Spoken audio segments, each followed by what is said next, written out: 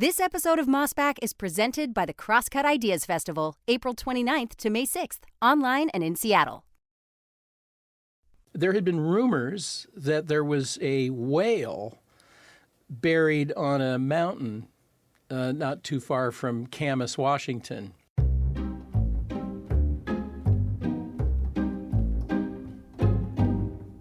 Hello, everyone. Welcome back to Mossback, the official podcast of the Mossback's Northwest video series from KCTS9 and Crosscut. Mossback's Northwest, in case you wondered, is a fascinating look at the history of the most interesting place on Earth. I'm Stephen Haig. I'm Knute Berger. And today, we're talking about the case of the pickled orca. If you haven't seen the video, I suggest you pause a minute, stop right now, go to the show notes or the show page on crosscut.com and check it out. And we'll see you after you do that.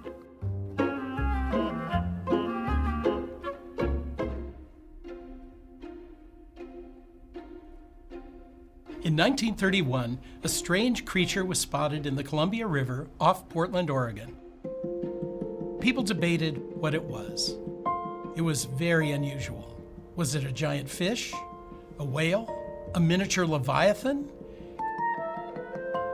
Crowds flocked to see it offshore. Hot dog and popcorn stands sprouted. The atmosphere was festive.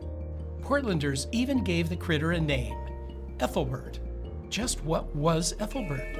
And what was it doing there? Okay, Knute, the case of the pickled orca, even saying that makes me cringe because it makes me think that some giant wrong was done here. You know, it's a fascinating story to me, and I think to a lot of people. There's a great interest in our orca populations and what they mean as a symbol in the Pacific Northwest. And this was kind of a bizarre episode. And I use the term case of the pickled orca kind of to make it sound a little bit like an Agatha Christie or a crime novel, because in fact there is a murder involved and a kind of crime, and certainly one could argue a crime against wildlife.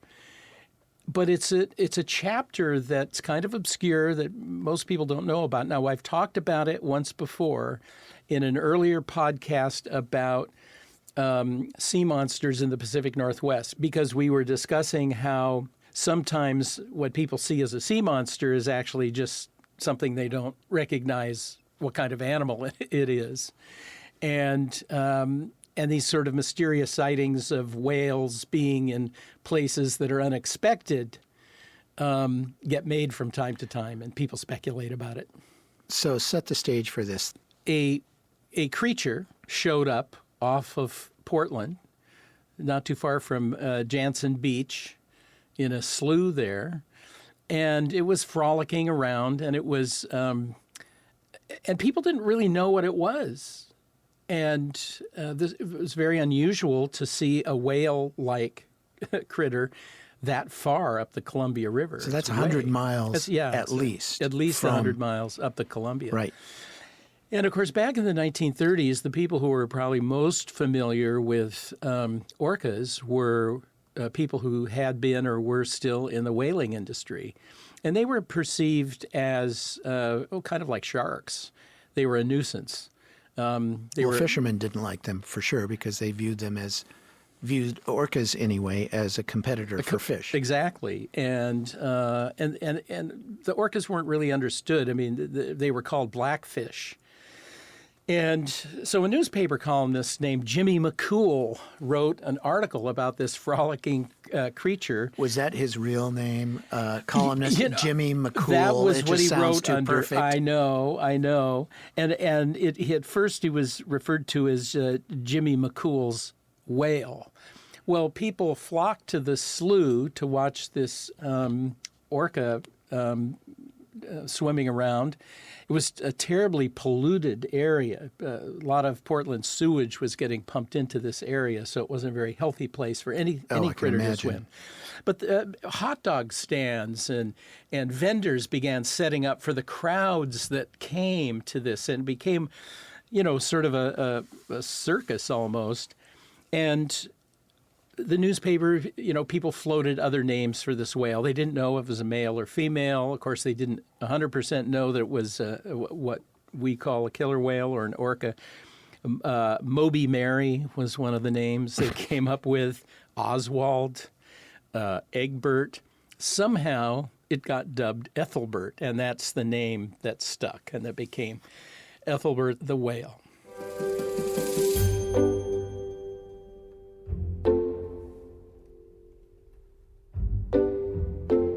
Sea creatures sometimes go off course.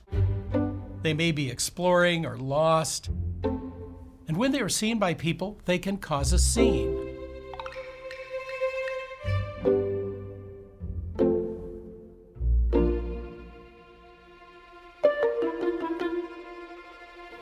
And the people of Portland, were really enjoying this thing. It was almost like a pet. And in those days, people didn't name orcas. I mean, there were some examples in the 1800s of whalers in Australia that gave orcas names. There was a particular place where orcas would chase whales into a shallow bay and make it easy for the whalers to work. So there was like a symbiotic relationship there. And those orcas were named. And of course, Moby Dick, sometimes whales would get a name. So what happened to Ethelbert? So Ethelbert began to show signs of having some sores on its body, the polluted water. And of course, orcas aren't really meant to spend their lives in fresh water. And so people decided they were of several minds.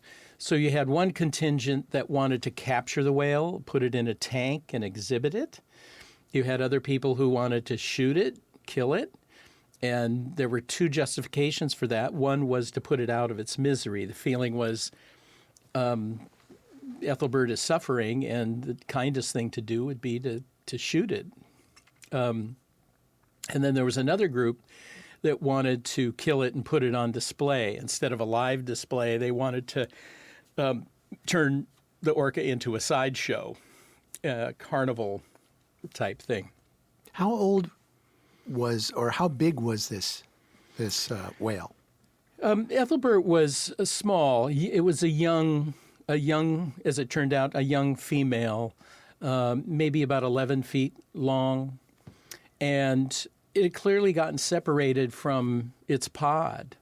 Of course, in those days, nobody really knew much about pods or the diet of killer whales. I mean, they knew that they would go after fish or that kind of thing. They were an apex predator out in the wild, but nobody really knew the culture of orcas at that point. Well, a man who had been in the whaling business and his son went out with, they made a couple of harpoons, and they went out and killed Ethelbert. Yikes. And then some other guys got to the body first and brought it to shore, and then there was an argument over who owned the body of the killer whale. There was an argument over whether these guys had broken the law or not. And this turned into a multi-year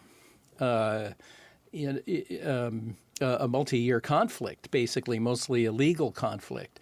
It turned out there weren't any laws that prohibited killing a whale. There were no inland whale laws, but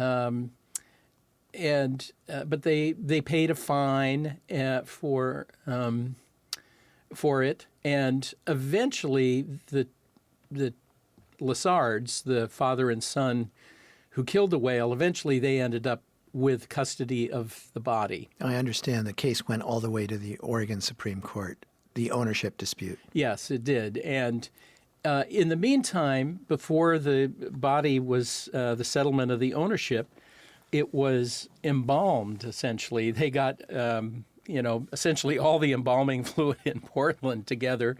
A container was made, essentially a steel coffin.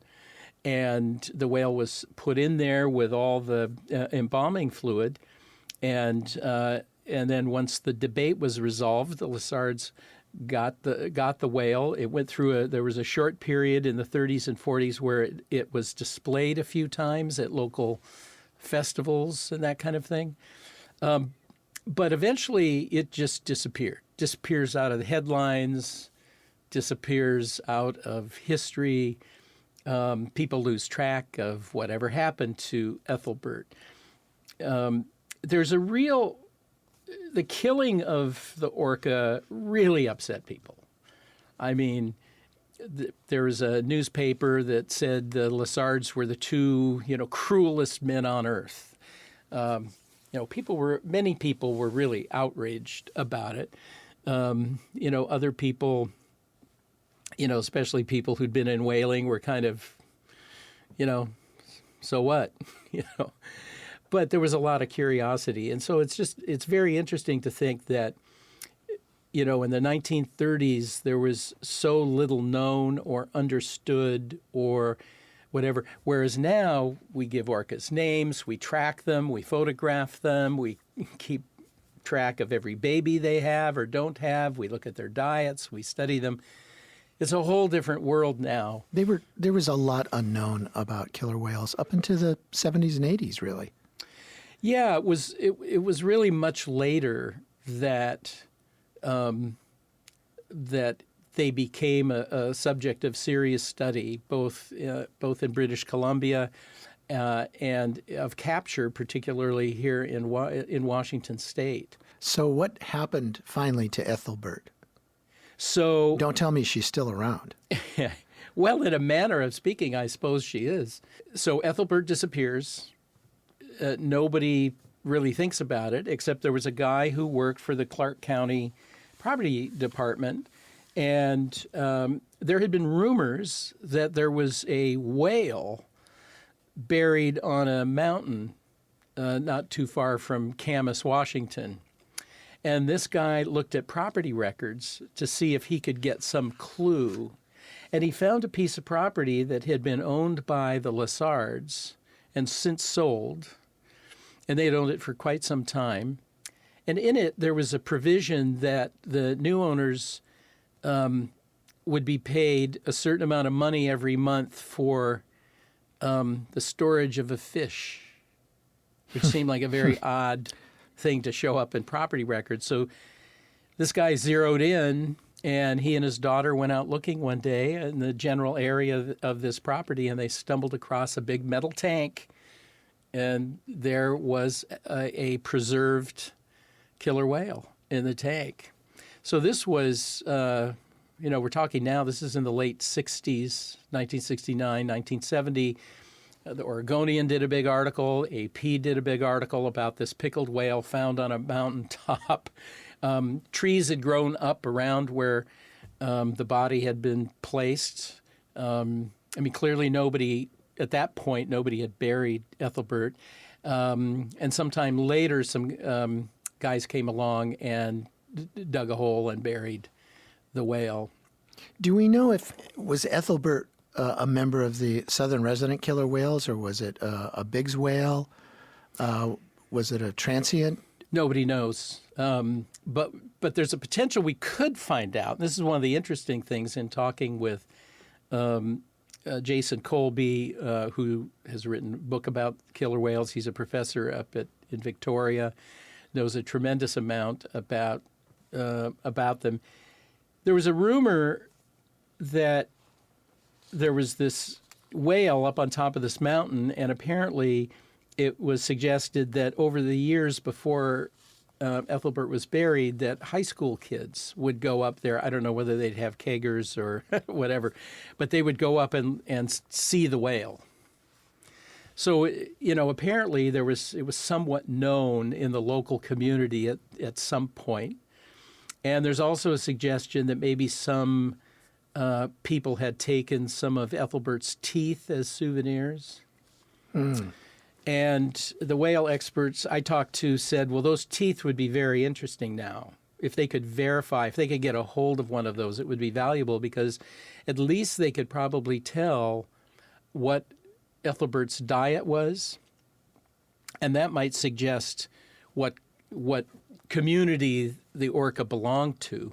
So it is possible that they could, find out some ancestry information from the DNA and whatnot. So, yeah, if anybody out there knows of an Ethelbert tooth belonging to somebody who went to high school in Washougal or Camas, Washington, or Portland, there might be some scientific value in learning more about who poor Ethelbert was.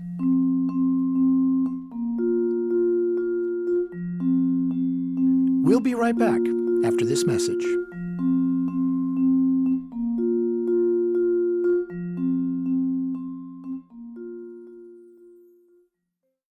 Are you nerdy by nature? Do you get thirsty for thinkers? The Crosscut Ideas Festival is returning to Seattle April 29th to May 6th with fresh conversations to quench your curiosity. We'll explore issues and innovations in science, health, equity, and politics, like wokeness in America, spiritual prescriptions for mental health, the heavy hand of the Supreme Court, and the rise of AI.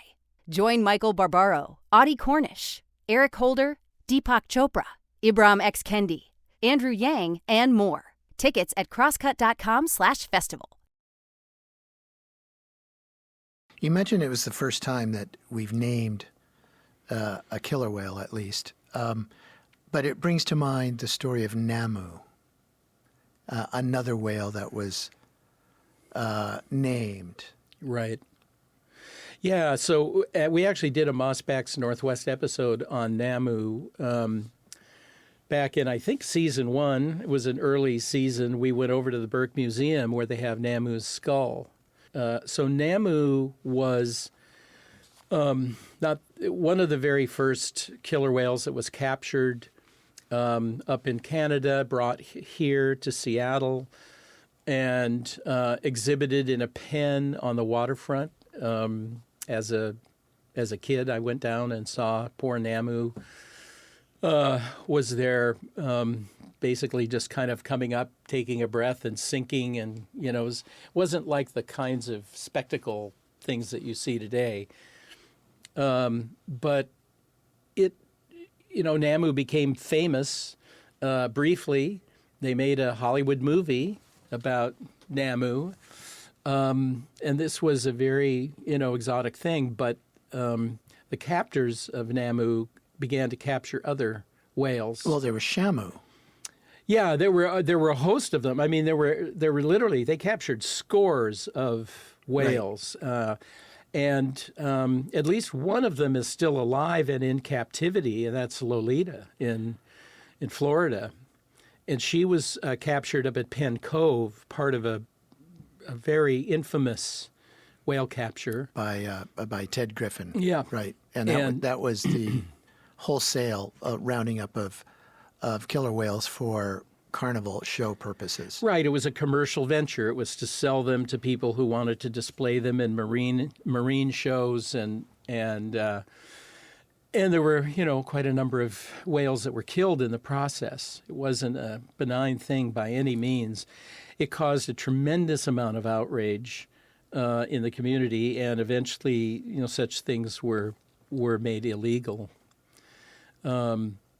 But it also, and Jason Colby, says that it was really that period, this would be the mid-1960s, where Namu was captured and other killer whales were being captured, that scientists really for the first time could study a live whale, or they could do a necropsy on a dead whale and really begin to understand what they were, how they functioned, understand the biology, and eventually, people were exceedingly interested in the culture of the whales and the fact that these pods have different diets, they have different travel patterns, they have different rituals and things that they go through. There's a place up in Canada, Vancouver Island, I believe, where they come and ritually scrape their bellies on a particular low tide place.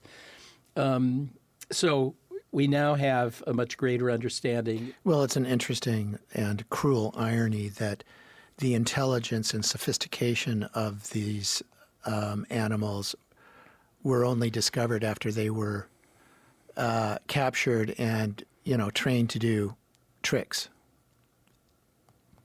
Yeah, and the relationship prior to that was obviously rough. You mentioned, fishermen considered them competitors.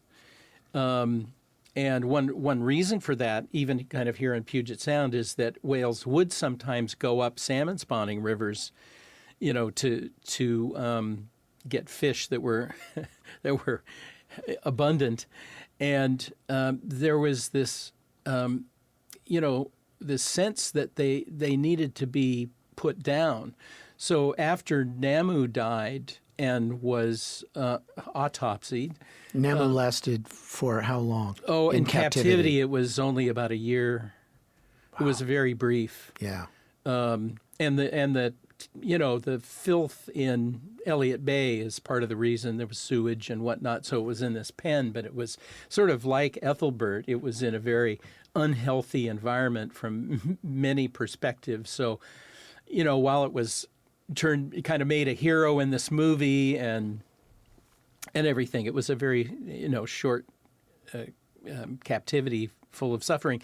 But when they did the autopsy on Namu, they found a bullet, so, fishermen had been shooting at these whales to, get them away from their fish. Have there been other examples of whales, killer whales, in the Northwest swimming up rivers or being where one doesn't usually see them?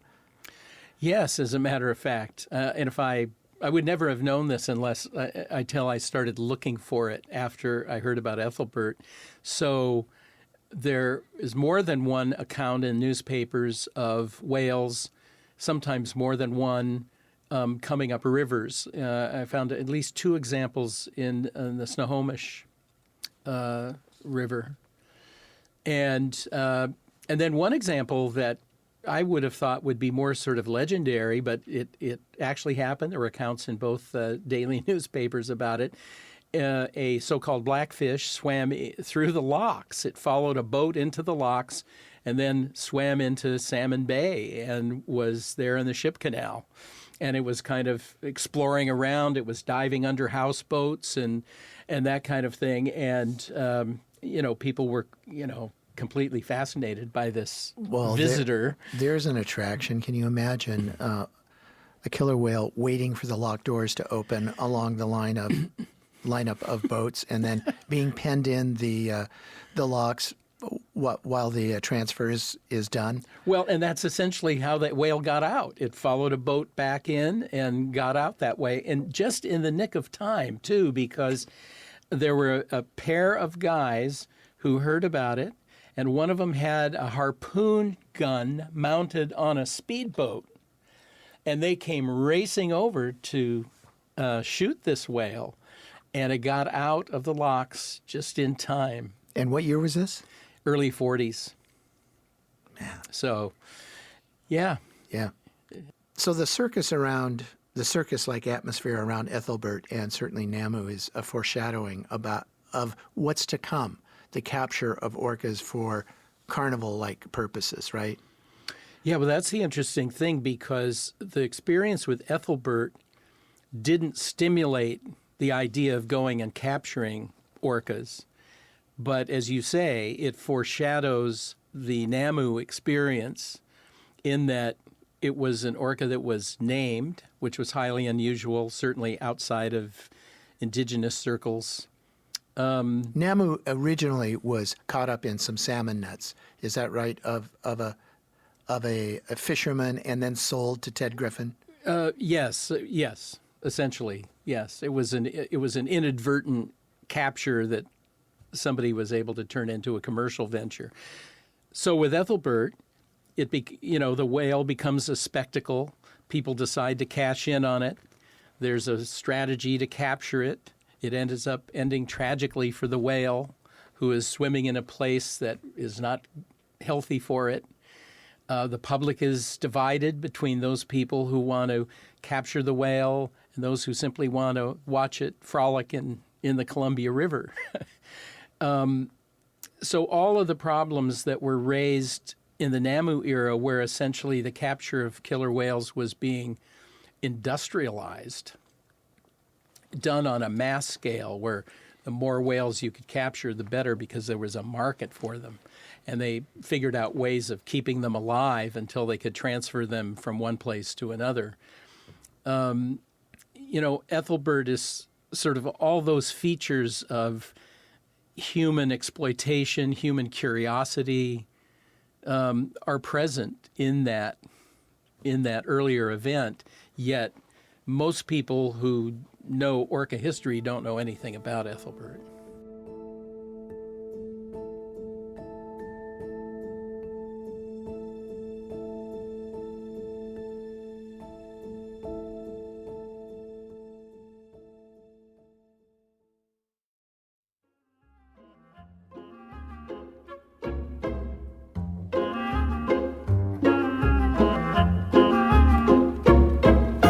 Thanks for listening to Mossback. This episode was produced by Seth Halloran, and the executive producer is Mark Baumgarten.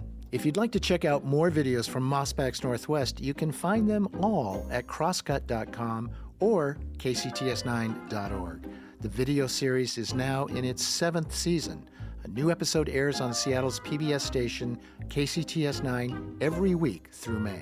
You can subscribe to the Mossback podcast wherever you listen, and whatever platform you're listening on, please review us. We'd love to know what you think of the show. For more on all things Mossback, go to crosscut.com/Mossback. And if you'd like to support the work we do at Crosscut, whether it's our lineup of podcasts, the live events we host every month, or the in-depth reporting we deliver every day, go to crosscut.com/membership. In addition to supporting our journalism, members receive complete access to the on-demand programming of KCTS9.